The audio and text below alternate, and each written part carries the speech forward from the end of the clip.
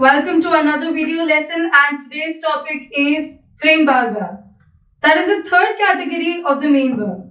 If you haven't seen the other two categories yet, click on the I button and please see that first.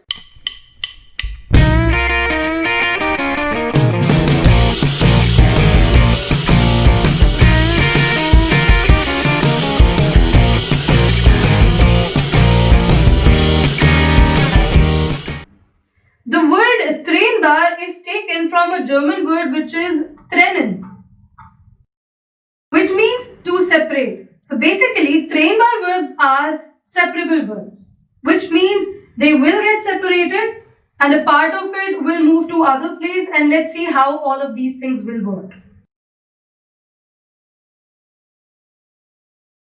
I have written some examples of Trennbare verbs here along with their meaning.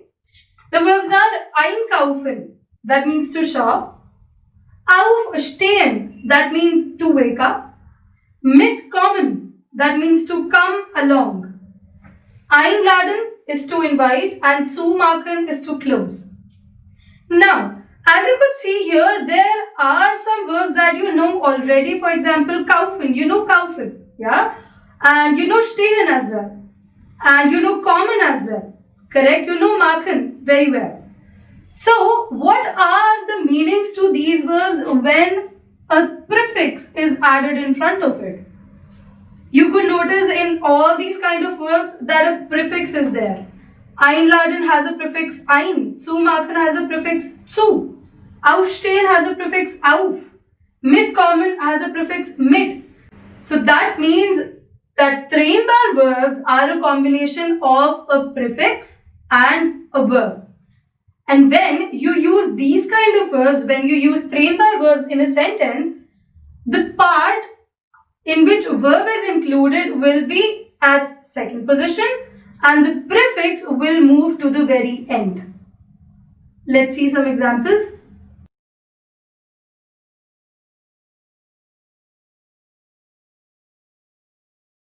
The first verb that we have is einladen. Einladen means to invite, and I have used this verb in this sentence and I have written wir laden Petra ein, which means we invite Petra. We invite Petra. We will write laden at second position, the verb, and the prefix ein will move to the very end. Similarly, in other verbs as well, aufstehen. Auf is a prefix that I have written at the end, and stehen, the verb, I have written at second position, and the sentence is wir stehen 7 Uhr auf. If you will take a literal translation to it, if you will do a word-to-word translation, that makes no sense. Okay? So we have to understand this thing in German because this is actually a German topic. Aufstehen was to wake up. So wir stehen 7 Uhr auf means we wake up at 7 o'clock. Mitfahren is to drive along. So here the sentence is Ich fahre nach Neu-Delhi. Fahren Sie mit? Also, I am driving to New Delhi. I am traveling to New Delhi. Fahren Sie mit? Will you drive along? As in, will you come along with me? So, fahren Sie mit? Since this is a question, I have written verb at the first position and the prefix again has moved to the end.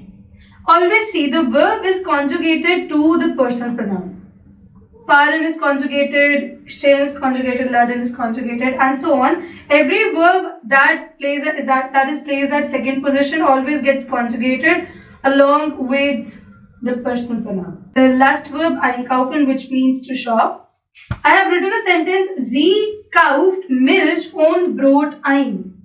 She shops, basically she buys Milch und Brot ein.